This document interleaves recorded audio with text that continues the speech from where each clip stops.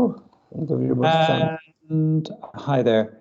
Okay, we're going to talk about 64 Graver Lane, interesting property with an interesting problem.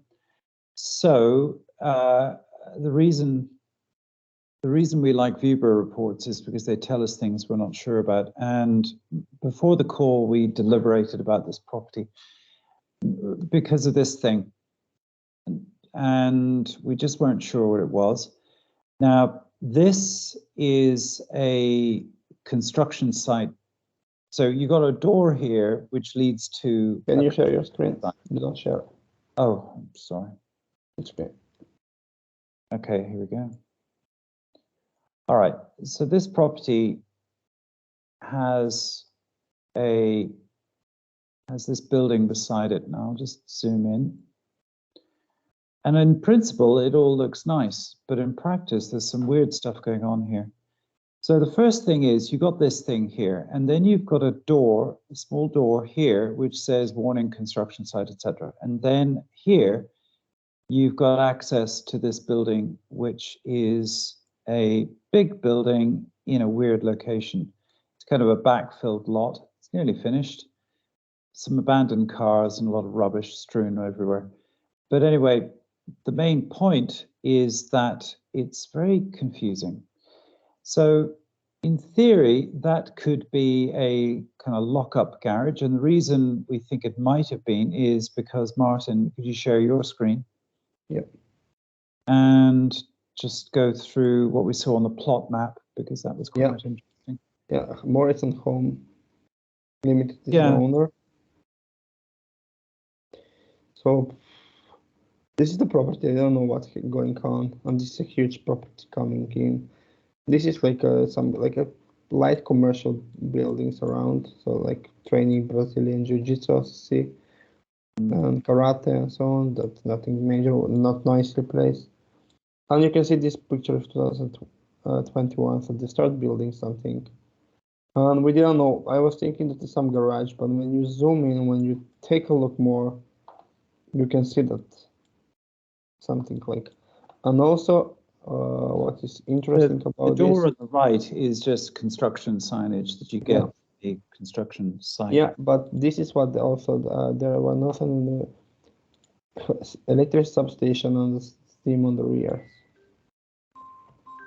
So this is an issue. Plus they're asking 250, which is quite a lot. The problem with high voltage electricity is that people don't like to live beside these kind of things. And also mortgage providers get a bit sensitive about stuff like that. So for example, on the survey questionnaire from Gatehouse, they ask if a property is underneath pylons, for example. Now, electricity substations are also high voltage electricity places. In theory, it's not a problem, but in practice, you end up with... For renting will be the issue, because if it was next door property, it was 68, you will not have any issue, but this one 66 is where exactly is the substation, so it's a issue for renting out especially. A lot of people will avoid, so you will have issue. If it was this, nobody will not even notice the electricity because it's good hidden. And also on the photos from the real estate agent, you cannot see anything. They hide it totally. Like they send this like garage. Then here again they hide it. So on each they didn't show it, and they're asking 250, which I think is because this is it's large. And the garage is not included in the size, so at least but not more than 240. That's like the maximum. But when you have this, it's an issue. So okay, well, should we just push on anyway and just carry on with the main points of this, because it's an interesting video for anyone like just watching, because this is how you get caught out with a compromised property. It looks wonderful. Oh, what's that funny, pretty little thing with all the nice leaves on it? And then you find out it's an electricity substation. So you just have to be so careful with these things. Also, the guy mentioned there was a stream at the bottom of the property. Do you have the flood risk map there for this? Yeah, copy this. Yeah. So you always got to check flood risk and mining risk if you're buying in the north.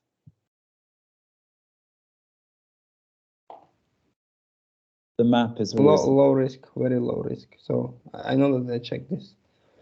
But anyway, well, you can see. we know the area pretty well, and yeah, and also we have it on our system, so we can identify. And for the mining, there is nothing here. So yeah. So the interior is nice. I'm not totally enamored with the layout. I don't think it's particularly optimal. Capital Grove is very nice. It's yeah. I will just zoom in. And it's new build. It's like not less than 20 years old house, so everything should be fine with it. It just needs something redecoration, but nothing a lot. So yeah, if you see the capital growth is really nice. So you see this 16%, etc. Let's have a look. Is there a lot of local authority housing on the left with the area that's 20%? Yeah, but this is like typical. So whenever you see, for anyone watching, whenever you see big capital growth numbers, it's often because people are just selling up their local. And also you have a new build here, so that's why. Okay. Old houses demolish and make a new house, so that's normal. And you can see here the demographics is really nice. The crime is low. So this area here is really nice. Like as you can see, that scores. How larger is the number? That's mean better. So all this area here is good. Yeah. They are on this side. So and could you just click on the 16, the little the 16? Yeah. Let's just have a quick look at that. And what I'm interested in is growth. So there's quite a lot of churn. So a lot of houses are being sold here, relatively speaking.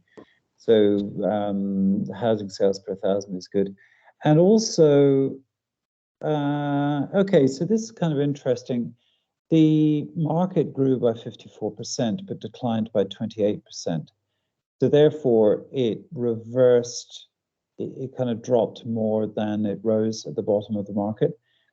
And now it's rising again, but it's not quite as aggressive as it was last time around. Yeah. I see this as a relatively strong market, but this property is very complex. And usually don't win this part, so you will not have any issue. I wanted to add this, so it's really nice. For anyone watching, could you just zoom that in a little bit with the sewage works? I will show on the map. Gotta watch those sewage works, because honestly, I'm always honest with these things. So just as ever, if you were unfortunate enough to live northeast of that property, of that sewage works, and it's summertime, it's going to be nasty. Yeah. So this part is like, I can see, it's not really, it's not small, it's not so large, so it should have issue, but not really. Yeah. All right, should we score this then? And then look there with it. Now, this isn't our usual ultra forensic one, but we've got this critical issue with this substation, which is a problem genuinely. Okay. I think and Braver Lane. All right. Condition, it's pretty much 4. It probably needs some painting and decorating just to modernize it a little bit, but it's fine. Location, Martin? It's nice 4. It's not the best location, but it's good 4. Yeah, 4. Crime is also good 4. Yeah, a lot of 4s, but that's the reality. It's not the best, but it's not bad. So it's demographics are nice 4. It is like that, isn't it? But the location, in the location we should include the you're right, location. Electricity. It's no, if it's avoiding, so it's 1. Yeah, you're right. So the location. Sell time, I'm not sure. No, it will not sell time because of the issue. So it's Yeah, too, right. price is too high, I think. Yeah, but it's not Well, doesn't really matter. this is academic, so we've actually made the price variable 0 because it's not really relevant.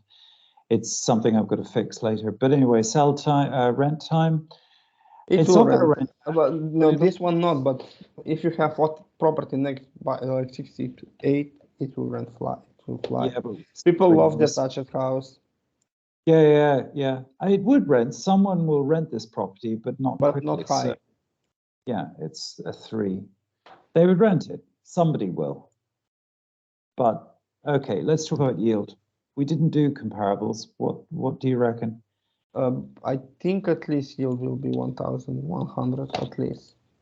That's income. And but because of the location, it will not. So on 250, the yield will be high.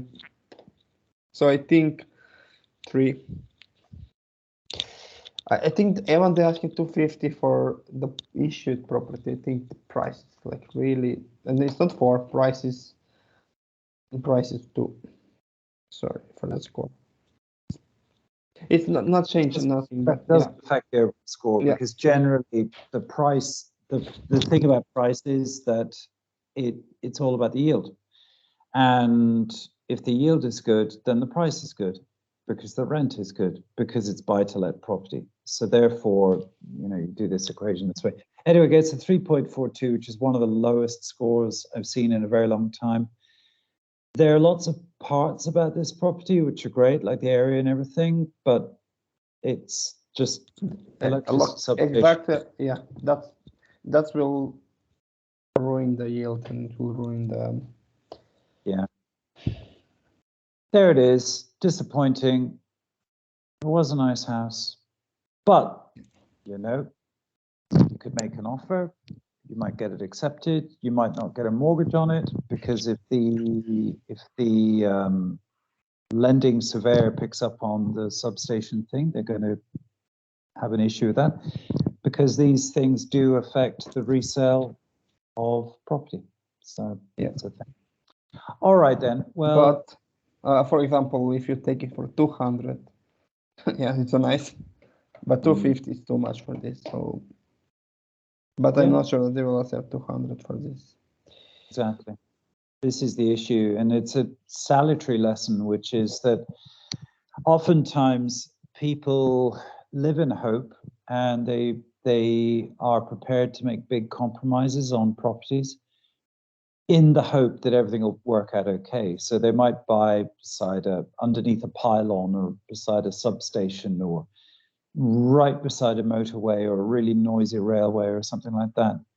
And they just have to deal with it. And it's not a nice thing to live beside, and therefore it's not good to rent out because good tenants don't want to live there. So you're left with the tenants who no one else wants.